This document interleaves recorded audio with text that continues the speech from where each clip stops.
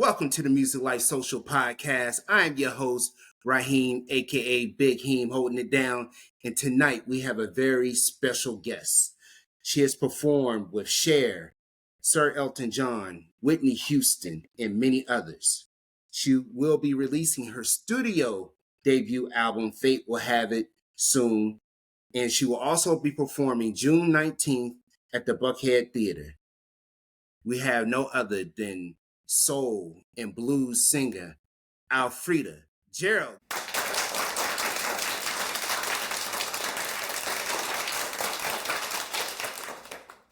Give it up, y'all. Give it up. Woo! Hello, hello. Well, first and foremost, I want to say thank you for joining us tonight, taking time out of your busy schedule and everything. Is a pleasure and an honor. I've heard a lot about you or whatnot, and I've listened to your music, and wow, it is absolutely amazing. First and foremost, give people just a little background information about yourself. Well, I am originally from North Carolina, and I was born and raised in a small town called Morganton, North Carolina, the foothills between Charlotte and Nashville. And I moved to Atlanta some years ago, and so Atlanta is home now. Okay. I love it here and I love it there. So, I go back to visit when I can. Nice, nice. Now, you have a long resume where you perform with so many people. Like I mentioned, Elton John, Whitney Houston, Cher, and many others. How has that prepared you for this moment right now? I use everything I have ever learned throughout my career right now. I learned how to have audience rapport, audience participation, how to run a band situation, everything from those people. And I have to say, one of my biggest influences is a man named Charlie Wilson. I sang in the Gap Band for many years, and no one can do an audience like Charlie Wilson. So Okay. I've learned so much from him and from Yanni and from all these people. So it has been the ultimate training ground. I've learned from the best, and I hope that that comes through in my performance. Okay, okay. Now you just signed with Warring Records, small label here in Atlanta or whatnot. How did that transform? How did that come about? There's a really, really good friend of mine is actually the producer and the head producer at Wiring Records, and his name is Chris Blackwell. Mhm. This project came along and they needed someone to sing it. It's actually a marriage of Aretha Franklin and Amy Winehouse. And he thought, I know exactly who to call. So I went in for what was going to be a one record thing. I'm actually a session singer. I sing a lot of jingles and I sing backgrounds for a lot of famous people in the studio. And so he called me because it would be, 30 minutes and I'm done. And Wiring Records loved it. They loved what I brought to the table. Said, well, we would love to sign you if you want to be a part of our label. And of course, I said yes. And I loved it. They are a wonderful record company, wonderful people, just really nice people. And so I signed on, and they have just given me more and more and more songs to sing. I'm not a writer.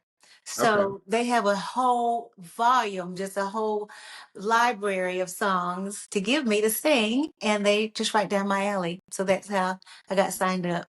Nice. Now, because for your June 19th performance, the Atlanta Blues Syndicate band with Chris featuring Chris Blackwell will be Yes, there also, correct? yes. Fabulous band. Okay. Fabulous. Have gone back to the old school soul sound. Full orchestration, full horn section, reminiscent of Aretha Franklin back at Muscle Shoals. Do you remember when she first started? Wow. With the horn, I mean, the string arrangements, very, very, and they recorded it just like in the old school fashion. They went to these big studios, they hired real orchestras, they hired real string sections, and it's just a very, very reminiscent of old soul. Oh man, I can't wait to see this show. You got me. Yeah. So tell me about Chris Blackwell. Now, from my understanding, did he help produce and write some of the songs on your new album, or Well, he is producing the whole thing. okay, He did not write the music, but okay, he is producing it all the way, from start to finish. And he's a rocker. He plays the best rock guitar I've ever heard. So he brings that facet to the table. And he's just an all around good guy. We work well together, we laugh a lot, and it's just a blessing all the way around. okay, cool. Tell me what was those sessions like when you all just got together and got into the studio? Was it just automatic, just groove? He just you were able to read each other and just feed off each other's vibe, or how did it work? Well, it's a lot of the above. Okay. We would decide, or he would decide what songs we were getting ready to record. He would send them to me because there was a demo singer already singing it. Someone had already sang it, and I Mhm. was just, that was used as a reference. So we would come, and we've worked together so much in the past, and worked at this brand new state of the art studio at Auburn University called Lucky Man Studio. Okay. And the man who that is his baby, that's the inception of that record company, is a lifelong friend of ours and the top of the line. So he chose that. He chose this man to do it because it's more of a family affair. And it's important for me to feel comfortable if I'm cutting my own record and I'm going to be there for a long length of time and they need to get something out of me, get my voice, and the whatever they're trying to get me to sing, I have to be comfortable. So, but I was prepared when I got there, knowing the songs, Okay. and it was just, gravy since it started, and it was wonderful, and we laugh a lot. Okay. And Not we not like to eat too. We go out to eat. They're really funny places. That's important. That good food makes good music. That's important. That's very important. Um, I listened to your single "Died to Myself," and it sounds. uh, I don't know. Correct me if I'm wrong, but it sounds like you are reminiscing over things in your past, maybe some sins or some heartbreaks and things like that, and some lessons you may have learned along the way. It's a powerful song. I mean, your voice is just seamless with it, and it's that old soul feel, something from the bottom of your stomach, and that you just bringing all those emotions out or whatnot. Tell me about this song.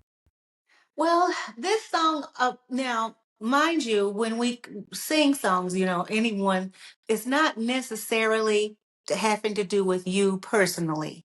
Mm, But this song, I can identify with it. The name of it, Died to Myself, people may think it's about death because it mentions the word died. But mhm. in all actuality, it's about life. It's about rebirth. It's about when looking through the eyes of someone who has been in rock bottom, drugs in the trenches, and just decided to make a change. But in order to do that, you've got to let go of the old modalities. You've got to let go of everything that's held you down. And some of that is not easy to let go. But once you do and you get a new life, I died to myself so I could live because the old situation was downtrodden. And myself, I can identify with that song, and I was able to put a lot in it because I myself have lost 150 pounds. Really? Yes. And so Wow. that Okay. process, Mm. that has been a process where I myself had to let go of a lot of old stuff in my life. And a lot of it was really hard to do. But once I had let it go, and when I was singing this song, I was remembering my journey, the process. I was at rock bottom when I weighed 400 pounds or almost. So now, and I've actually lost more than 150 now, but 175. Well, But well, first of all, congratulations. You thank look you. you look fabulous, by the way. Yeah, thank you. I would have never known. I would have Well, thank never you. guessed. Thank you. So So, but in essence, I died to myself so I could live. Um, And so it starts off slow and then it builds and you can feel the angst, the anxiety, and all of a sudden after the climax of the song, you see the rebirthing process and it ends in an amazing place. Wow, wow, that's amazing. That is absolutely amazing. What for your studio debut album, what can fans expect from that album? This album, as I said in the beginning, is, I want to say, a marriage Mhm. between, well, it's Aretha Franklin meets Amy Winehouse. Okay. These songs, you know how Amy Winehouse, her songs were old soul. She had a lot of, but her voice wasn't exactly as soulful as mine. Mm-hmm. But when you have, and my voice is, I can't say I sing like Aretha Franklin, but I do have kind of that timbre in my voice and my presentation. Mm-hmm. So it really is that, and it's cool. It's a mixture that no one has done before, and I think I'm looking very forward to this because that it is is a so. unique. That's a unique mixture. So I'm definitely looking forward to it. I'm sure the fans are going to be looking forward to this. As far as soul and blues, what does it mean to you personally? Because soul and blues has always been affiliated with either struggle and celebration and just mixtures of emotions from people's different walks of life or whatnot. What does it mean to you? Well, I grew up on that music. Hmm. My parents, my mother was a local celebrity, wonderful singer. And that is the music that I know. When that music comes on, it brings me back to my childhood. I wish I could say I had, some horrible stuff that happened in my past, but I had the most amazing upbringing ever. So the soul, the lyrics, and all of that does not really identify that much with me as an experience that I had, but Hmm. it was more like the experience of my home, my childhood, my smelling fried chicken and collard greens on That Sunday good when country mama, cooking. Yeah. yeah, because the mama, she would cook when we would listen to that music. We listened to Aretha, to Gladys, Mhm. um, and it just really brings that back. And I learned to sing from listening to that. She would play it and I would mimic it and she would be like, you can really sing. So I really feel like that has been a big influence on my vocal timbre now because I learned to sing from Aretha Franklin. So Nice, nice, nice. awesome. Um, are there any current influences that you have, or any, as far as any artists or producers or anything like that? I have several influences. Sidebar or an addendum to that is the one thing that I don't do a lot of is Mhm. listen to a lot of other singers. Why? Because I like to have my own style, my own originality. And when people listen to a lot of other singers, they pick up stuff, or steal it. And I don't want to do that. But based on that, I am a huge fan of Ariana Grande. Wow. I am. I just think she's amazing. Celine Dion, just the best studio musician in the world. Still Gladys. Gladys, the girls, Gladys, Patti LaBelle, those are performers. Okay. And I do, uh, I won't say borrow, but my performance has some things that they do. But they're not any new people. Well, I love Teddy Swims. Okay. You, he is very soulful. Okay. Chris Stapleton. I like that kind of soul because when he sang the national anthem, Chris Stapleton, did you that it Yes. just took it to another level. I wasn't expecting it. Okay. So long answer to a short question. I'm kind of like those people. Cool. What has been like some of the best advice that you may have gotten over the years from singing background from for all the different artists or whatnot, or have they given you advice or anything like that? Is there something that stands out to you? Well, um, punctuality is a big deal. Oh, I know, It- because you were on time for this, and I was like, I'm "Whoa, okay, you early. were like 10 minutes early." I'm like, I am early, hmm and that has I've won a lot of gigs like that. People didn't show up, and I was there, and I got the gig. okay, Um, Punctuality, being prepared. Always be prepared when you walk in the gig. Look the part. Professionalism, patience. A lot of that comes with background singing because somebody is telling you what they want you to do. You don't have artistic license, so you have to be patient and be able to fit into that mold. But my biggest piece of advice is to be on your own. It is very important to have your own thing. Therefore, you are calling the shots and nobody's telling you what to do and you get to do it. And that is, I think that is the why I am here now on my own because of my past. I would not have been able to be a soloist back then without the experience that I have now. But I've been all over the world in so many different ways. I've ridden in a van. I've ridden on a private plane. Been worth zero, no money, and I've been worth millions. So it just, but okay, it is never give up, and you're never too old. You are never too old. that's true. That's so true. You're never too old to go after your dreams. You know, Correct. are there any like favorite cities or countries you love performing in, or are there any cities or countries that really gravitate more toward the soul and blues sound than other countries or cities? I'll have to say Europe is a much, um, I don't know if I, easier is the I knew word. I knew you was going to say that, and a lot of artists say that people over in Europe, they really appreciate more jazz, soul, and blues music than people in the United States. They really do. And on a completely different level. They all love to come out to the shows. There's never a show that's not, sold out.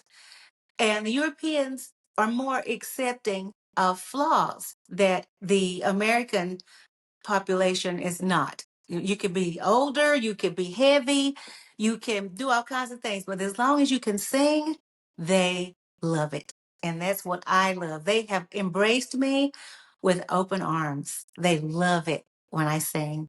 And I want to be around people whose eyes light up when I walk into a room. Ooh, What do you want people to remember Frida Gerald for? What do you want your legacy to be when it's all said and done? that's good. I've never been asked that question before. Well, This is what we do on Music Life my Social. legacy. We ask those, we take a deep dive and we ask those type of questions. 'Cause, Well, number one, go big or go home. okay, People know that when I come to the party, I'm bringing it, and I expect everyone, and I will call and make everyone come and be on one accord with the best night ever. So people know me for having a very energetic show. They know me for being candid and being myself, and I really am. What you see is what you get. okay, Um, Good music, a strong voice, just a nice person, just a really fun person. I can't, nice. I should have thought about that. I want to think of something poignant to say, but you know, I love life. I live life every moment like it's my last. And I just really am having a great time right now. I'm happy. That's great. That's great. You sound happy. You sound happy. You look happy. So, and I'm definitely looking forward to the show. I'm sure, people in Atlanta are looking forward to it. Tell the people where can they find you at on social media to try to follow you and listen to your music also. Well, my name is Alfreda Gerald, and if you put that in Google, a wealth of a whole career of stuff comes up. My website is alfredaofficial.com. Instagram is it's Alfreda Official. And I'm all over the place. And I sang with a lot of other people. If you put Yanni or Elton John in the browser, it all comes up. And but I'm hoping everybody comes to the show. We have planned. It is going to be a really cool show. It's eclectic, a lot of different types of music within the same genre, but different um, adaptations of it. Okay. So it's going to be really fun. Cool, cool. I cannot wait.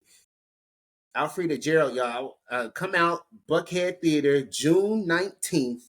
You can go to the Buckhead Theater, online to the Buckhead Theater to purchase tickets. Come check her out, along with the Atlanta Blues Syndicate Band featuring Chris Blackwell. Yo, it's going to be a real treat. And once again, we appreciate you coming on the platform, taking time out of your schedule. Um, and we definitely look forward to supporting you and hearing more from you. Because, I mean, the single itself, Died to Myself, that just absolutely blew me away. So I want to hear more. Well, certainly everybody has been in that situation at Mhm, one time in their lives where they had to start over mhm. again. And Right. but when they got back on their feet, it was a much better situation. So they died to themselves. They had to get rid of that so they could live. And so this is a very poignant song, and I hope everybody likes it. I like it. Yeah. No. Oh, and one other question: when can people expect your debut album release? Well, they're working on it. The single is just released, I want to say today or yesterday. By the end of the summer, I would say the whole record will be out. Okay. I myself am getting ready to do a 5 month residency in Europe. So, wow. So, yes. And so my schedule kind of holds up the actual release of the record because I need to be here to promote it. But it definitely by the end of summer. So by the end of the year, it'll all be up and running, and we'll be starting a tour next year. Okay. Well, yeah. You definitely got to come back on the platform when you release the record. I would love to. Yeah, I when you would come love back from to. Italy. Yeah. So that would be a real treat for us. But we wish you all the success in the world, and we know you're going to be successful in everything. And I'm sure it's going to be a great show. Once again, y'all, Alfreda Gerald, give it up. Yay! Woo! Thank you. Music Thank Life Social, y'all. you.